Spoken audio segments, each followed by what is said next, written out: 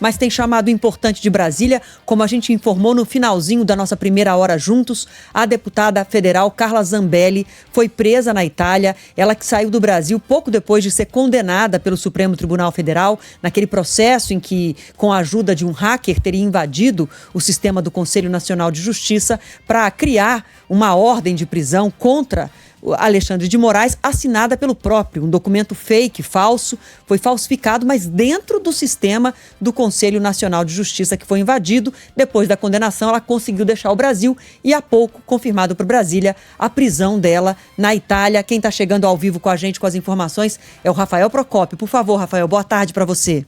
É isso, Adriana Frumento, boa tarde a vocês, a todos que estão nos acompanhando. Essa informação, inclusive, veio primeiramente pelo deputado lá da Itália, que é da oposição, do campo da esquerda, Angelo Bonelli. Ele foi um dos primeiros, quando se descobriu que Carla Zambelli foi até a Itália, ele foi um dos primeiros a pedir que o governo de Meloni tentasse fazer todos os trâmites para extraditar, para que ela cumprisse a pena aqui no Brasil. E através de uma postagem dele nas redes sociais, ele dizendo que a polícia estava no apartamento de Carla Zambelli, na capital Roma, e fez esse trâmite todo e prendeu a ainda deputada pelo PL aí do estado de São Paulo. E graças às fontes aqui em Brasília, da nossa reportagem com pessoas ligadas à Polícia Federal, se confirmou a prisão da parlamentar pelo PL do estado de São Paulo. O que temos até então é que, pelo menos por parte do Judiciário do Supremo Tribunal Federal, ainda não existe qualquer tipo de comunicação oficial dessas autoridades italianas com o governo brasileiro. Lembrando que o governo brasileiro já tinha feito esse trâmite para que as autoridades italianas pudessem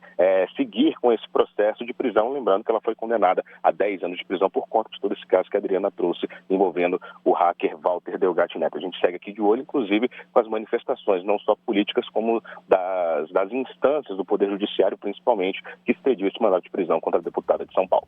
É isso, Procópio. As pessoas, quando a gente traz o noticiário, novidades sobre o caso e o julgamento da deputada Carla Zambelli, elas se lembram muito da cena em que a deputada sacou um revólver às vésperas da eleição e correu atrás de um homem aqui em São Paulo, isso no meio da rua.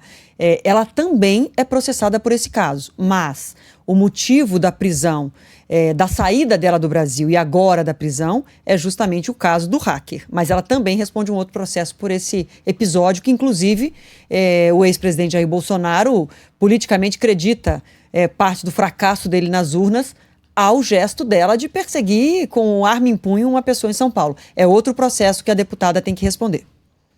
Perfeitamente, Adriana. Inclusive, a gente lembra que nessa postagem que eu citei, desse deputado lá italiano, Angelo Bonelli, os vídeos que são colocados, inclusive, não são de nada envolvendo uma colagem, envolvendo o caso com Walter Delgatti Neto, mas sim justamente esse caso de 2022, em que a deputada sai com a arma em punho aí no estado de São Paulo contra este homem. Lembrando, como você bem ressaltou, o caso é envolvendo o hacker Walter Delgatti Neto por conta da inserção de dados falsos no Conselho Nacional de Justiça, naquele caso que chamou bastante atenção de um mandado de prisão contra Alexandre de Moraes, expedido pelo próprio Alexandre de Moraes. Segundo Delgatti Neto, a deputada Carla Zambelli foi quem arquitetou todo esse caso e, segundo a Justiça, foi culpada por conta disso, é condenada a mais 10 anos de prisão, ele a 8 anos, por ele ter executado essa invasão no sistema público, inserido dados falsos, e ela por ter arquitetado todo esse plano. A gente segue de olho por aqui.